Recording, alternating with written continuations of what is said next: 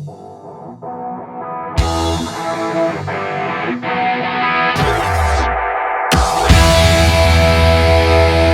got your first leadership gig, loving the new role, but feeling the pressure of your new responsibilities and all that expectation to perform? Well, don't worry, you're not alone. Crossing the chasm from a technical role to leadership, from doing stuff to managing and leading people, is the toughest challenge any leader must make. Welcome to the Human Edge Show, the podcast dedicated to help you do just that, successfully cross the doing to leading chasm.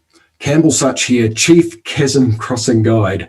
I've made all the mistakes so you don't have to. I want to help you learn those lessons much more easily by sharing my experiences and talking with brilliant people who have already figured it out. You'll get great actionable tips, strategies, and techniques to make the transition so much easier and faster for you. Now let's get to it. Welcome to the Human Edge Show. Today we have Daniel McCarthy from Mobile Mentor as our special guest. Daniel is the CEO of Mobile Mentor. Mobile Mentor is a New Zealand business, a Microsoft Gold partner. It operates in New Zealand, Australia, and the USA, and they focus on endpoint management and security. Now, Daniel, just to kick things off, something that not many people would know about you. Hi, Campbell. Good to be on the show. What do people not know about me? Maybe I can admit to loving Marvel movies. It's a family hobby of ours, and I'm quite passionate about it. Is there any particular one that you'd rate as your number one pick out of all of those? Oh, movies? You know what? I'll still go back to the original Iron Man. The first one is probably the one that broke the mold. Fantastic. Well, there we go. Not many people would have known about that. So you now head up an organization, Mobile Mentor. What was your journey? How did you become a leader, Daniel? What was your journey on that path?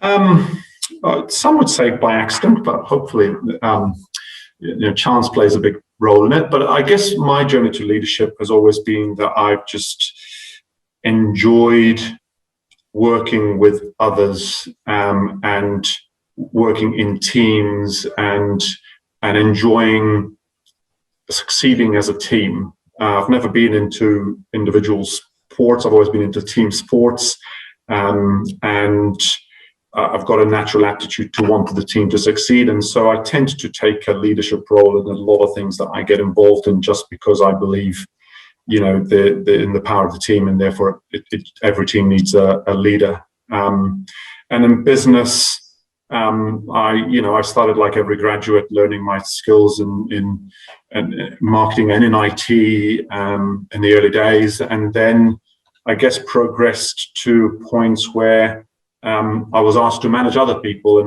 and get them to perform.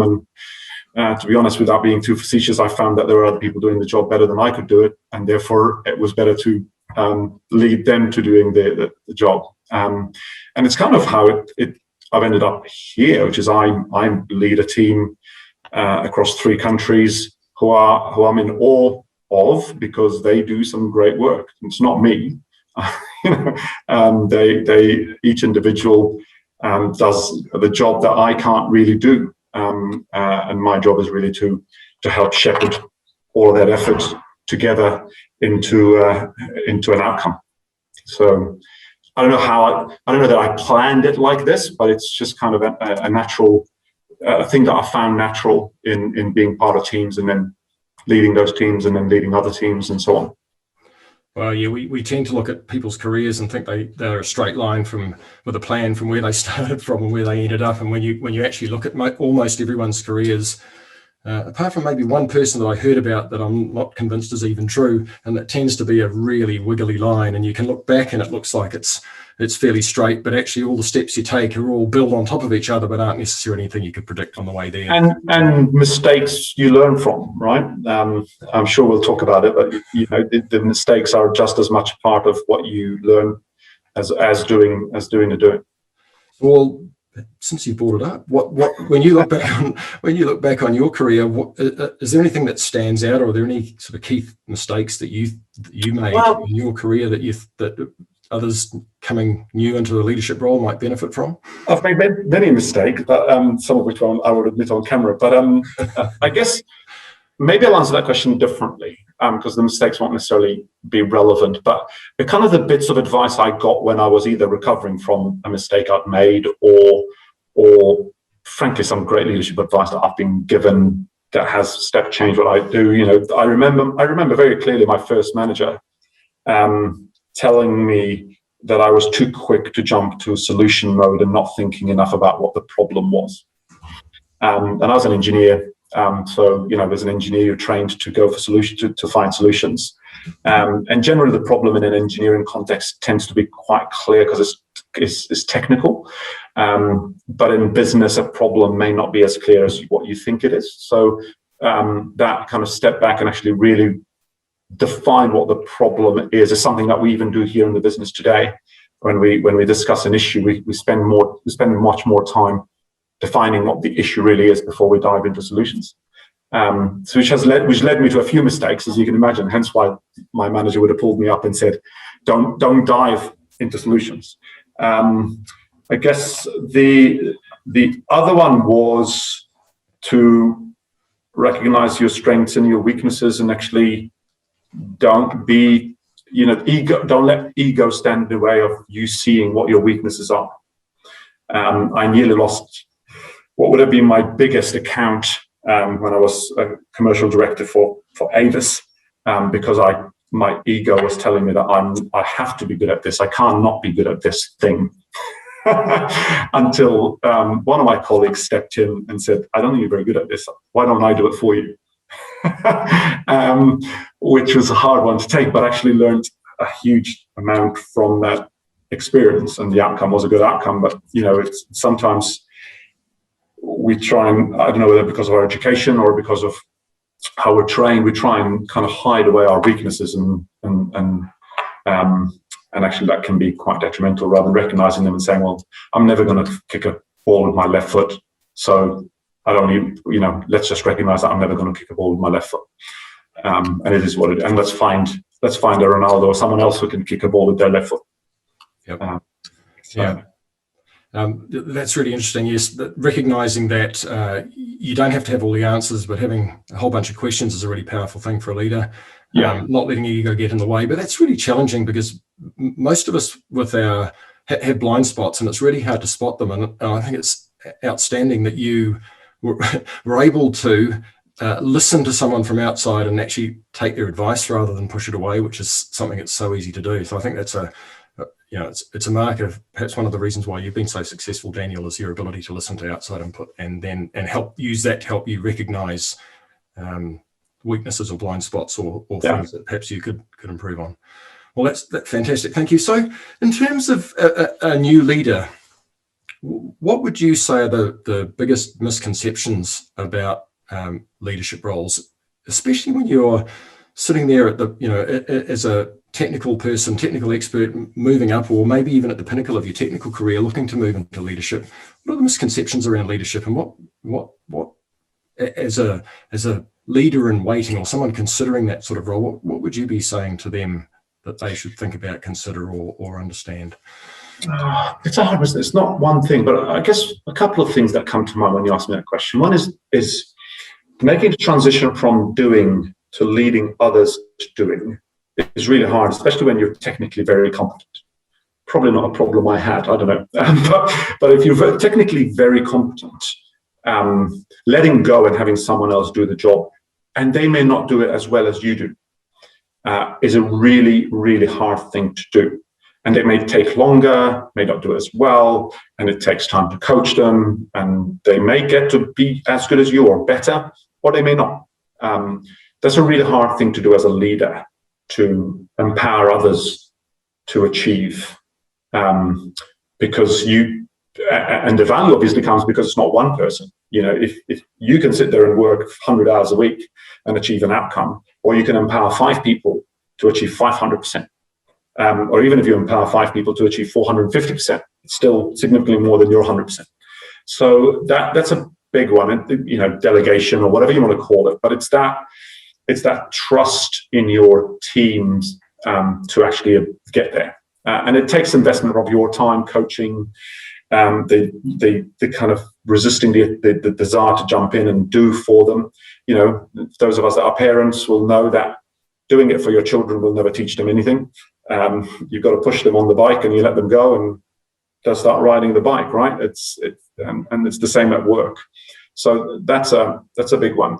And the second one is, for me, was always been making sure your team understand, probably as part of that process, that you've got their back. And that their mistake is your mistake, you own it. Because their output is your output.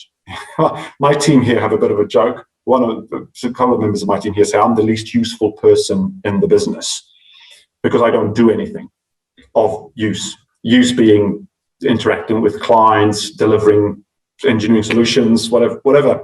And I say, well, yeah, I'm proud of it. I'm proud of the fact that I can enable 65 other people to achieve their outcomes, right? That's my job. And if actually I'm ever doing your job for you, then it's not a good thing. And so having the team recognize that you've got their back and that they can make mistakes in the process of learning is a really powerful thing as a new leader. And that you have to keep owning the outcome, even if you've delegated the task. Those are I could go on. those are a good couple of first steps that you have to take as a leader to get out of your comfort zone of doing.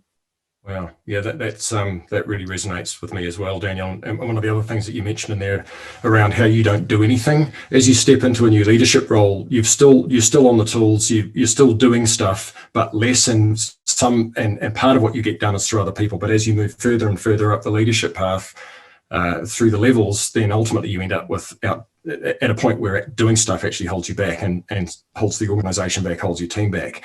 And to recognize that going into a leadership role, that ultimately you're not going to be on the tools, is something that if you want to stay on the tools, perhaps leadership isn't the right path for you. Yeah, it's a really hard one, Campbell. It's a really hard one. There's this concept of unlearning stuff. I used to be an Excel whiz and a PowerPoint whiz when I spent a period of time as a strategy consultant going around the world.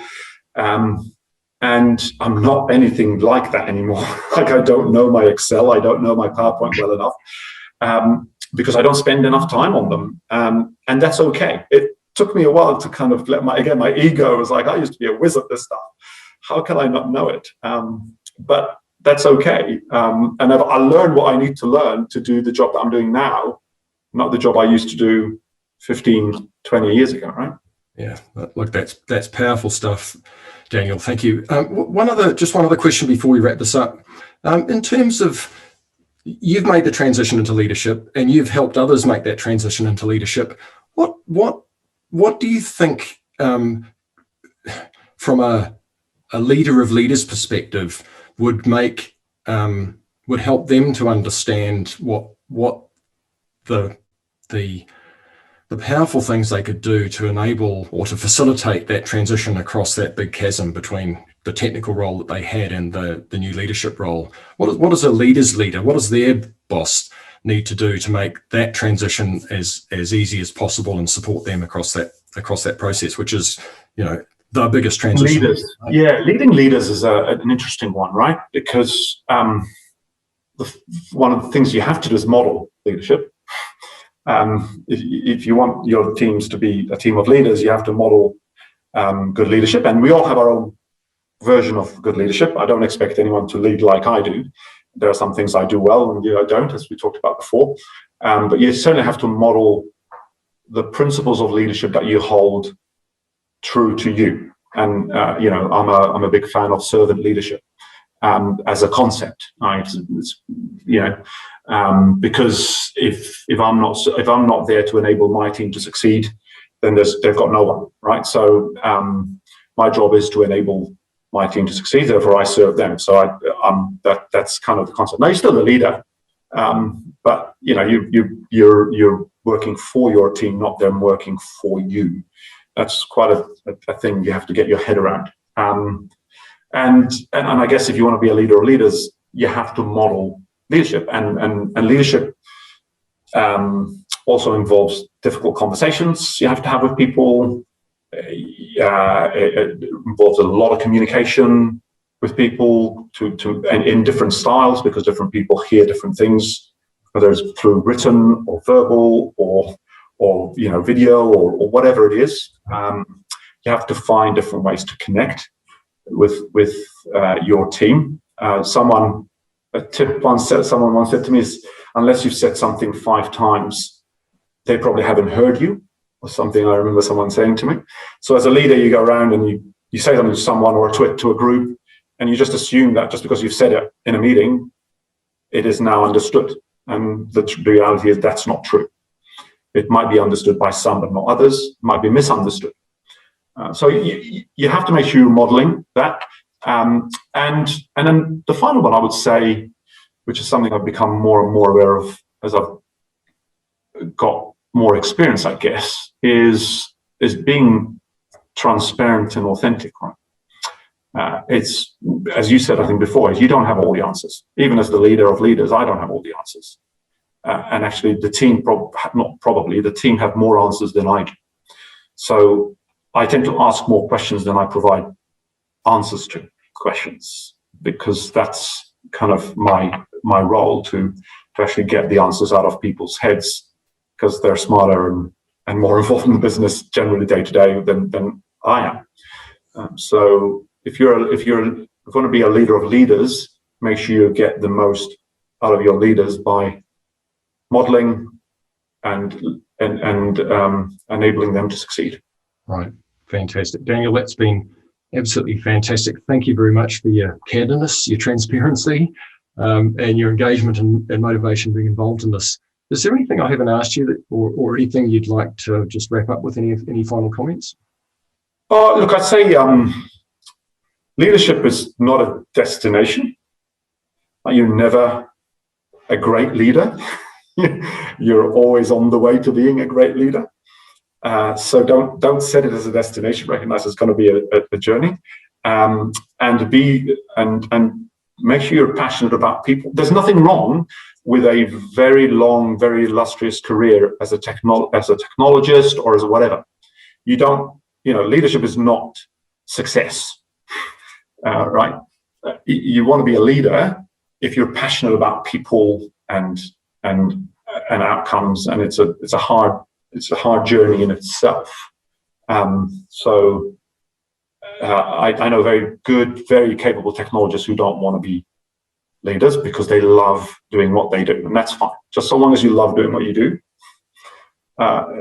take that as probably the ultimate measure of success. Yeah, brilliant. Daniel, thank you very much. Loved having you on the show. You're welcome. And thanks for all of your insight and great advice. Great being on the show, Campbell. Okay. Thank you. See ya. Bye. Thanks for listening.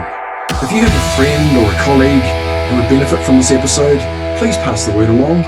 If you have a friend or a colleague who would not benefit, but you haven't been in touch with them for a while, give them a call.